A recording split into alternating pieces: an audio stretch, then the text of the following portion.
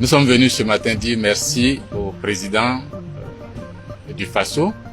et l'encourager. Donc deux objectifs pour cette rencontre. Lui dire merci pourquoi? Parce que d'une part, il a réhabilité un citoyen africain nommé Thomas Sankara, qui a été président de ce pays, pour lequel il a donné un coup d'accélérateur au mémorial en lançant déjà la réalisation du mausolée. Ce mausolée a été inauguré et nous sommes venus lui dire merci parce que nous avons été conviés et d'Afrique du Sud et du Ghana et d'Europe et du Congo, du Tchad, du Niger et du Mali et bien d'autres pays pour venir participer à cette inauguration. Nous lui avons dit merci aussi au nom des Africains qui ont beaucoup de respect et d'admiration pour le président Jerry Rawlings, le défunt président Jerry Rawlings, qui, par le biais du président du Faso, désormais donne son nom à une des rues de Ouagadougou, et la famille de Rawlings, ses enfants et tous ses amis étaient là. Nous sommes venus lui dire aussi merci pour la décoration offerte à plusieurs d'entre nous qui mènent ce combat sur le continent africain et ailleurs. Nous sommes venus surtout lui dire merci d'être le porte-flambeau aujourd'hui de nombreux jeunes en Afrique, de nombreux moins jeunes en Afrique qui rêvent d'une certaine Afrique et nous sommes venus l'encourager de ne pas baisser les bras,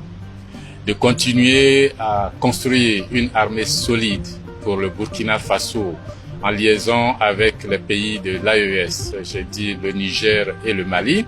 pour combattre cet élément toxique de la sous-région que l'on appelle terrorisme. Nous sommes venus l'encourager, non seulement à renforcer cette armée burkinabé et les armées de l'AES, mais à continuer à travailler pour le développement du Burkina,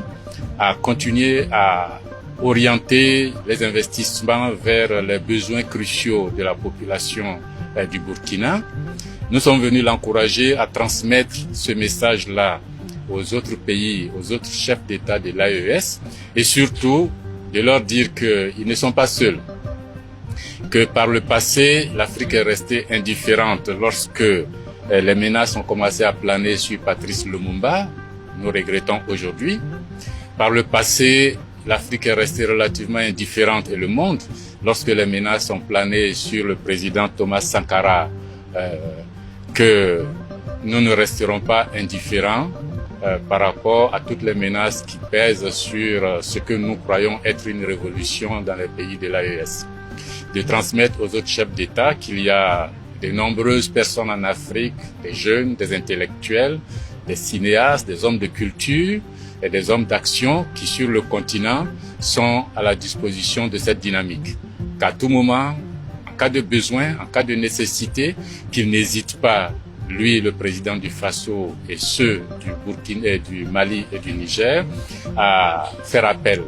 à l'intelligentsia du monde, d'Afrique, de la diaspora, pour aider chacun en ce qu'il sait faire, pour faire avancer cette dynamique-là.